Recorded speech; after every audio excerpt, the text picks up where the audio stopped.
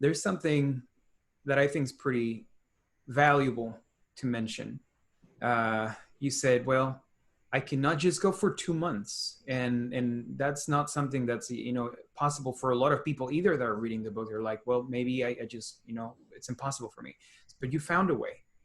Can you explain a little bit about your process? Yes. One of my favorite quotes that Suzanne pulled out, that's our graphic designer that designed our book, was, I had to figure out a way to take a sabbatical without taking a sabbatical. So the circumstances were a little bit different. When I received Jenny's book, that was when my business partner could no longer function in the business.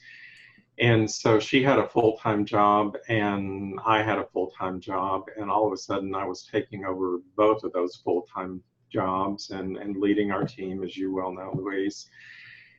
And there just was no time. And so I was stuck about this for a little while. And Jenny and I, worked back and forth and talked about some things. And then I thought, okay, be creative. That's one of our programs that we teach in some of our curriculum. And I said, there's got to be a way to take a sabbatical without taking a sabbatical and do this 2-month work. So what I ended up doing was taking parts of weekends and a little bit of time each day, and also using the journaling process that Jenny and I did with the emails going back and forth to have this time in the woods. And so it worked. I began to really be able to work through some of the issues.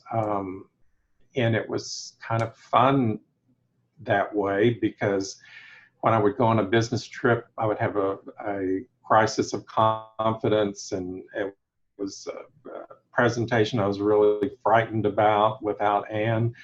I would go do it. Jenny would support me before. We would celebrate afterwards. And it was just, again, some evidence, empirical based evidence that this whole process really works in this path to healing and hope. So that was the way that I took my first really sabbatical. Now, my life is different now, and there's more spaciousness in it.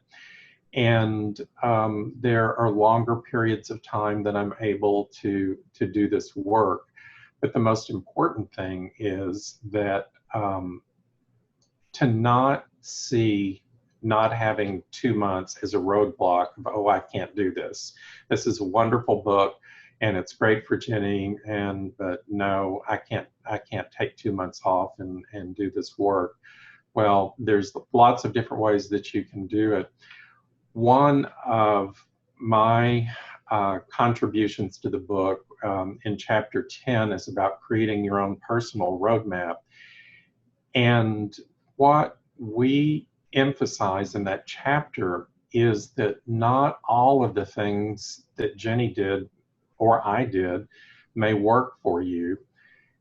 And our encouragement is to read through them, read the stories of the contributors, and then create your own personal plan that works for you. And that's what I did with Jenny, and I think that's what anyone, any of our readers can do. There are so many different ways I think this book can help people. A major life transition or a death is absolutely one way. That was my thing. But I know friends of mine are suffering from, my job is just really not giving me what I want it right now. I don't know what I want to do with my life. I'm not feeling fulfilled. This book is great for that, for taking some time to figure out what you really, really want to do, and what's meaningful for you. So there's just other different ways that you can use Wisdom from the Woods to help you in your journey.